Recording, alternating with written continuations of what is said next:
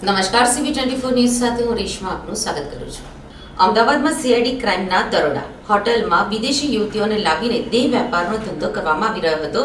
જાણીતી નામચીન હોટલ લવ પ્રગતિ જિંજર આ હોટલોમાં રેડ કરતા વિદેશી યુવતીઓ મળી આવી હતી.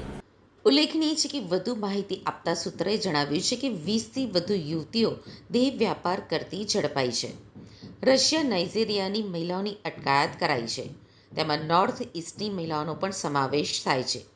હોટલોમાં એપ્સ મારફતે એસ્કોર્ટ ચાલતું હતું. તમામ એપ્સ દેશ બહારથી ઓપરેટ થતી હતી.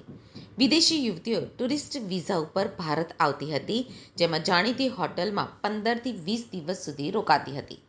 અમદાવાદ અને ગાંધીનગરમાં CID ક્રાઇમે 30થી વધુ સ્થળોએ દરોડા પાડ્યા છે. વિદેશી લોકો દેહ વેપારમાં હોવાની શક્યતા રહેલી છે. રાજ્યના ગૃહમંત્રી હર્ષ સંઘવીએ ગેરકાયદેસર ધંધાઓ સામે કડક કાર્યવાહી કરવાનો આદેશો આપ્યા છે. અમદાવાદ અને ગાંધીનગરમાં CID ક્રાઇમની રેડ પડી છે, જેમાં હોટેલ અને સ્પા ઉપર અલગ અલગ ટીમો બનાવી રેડ કરવામાં આવી છે. તેમાં બંને શહેરોમાં કુલ 30થી વધુ સ્થળોએ રેડ કરવામાં આવી છે.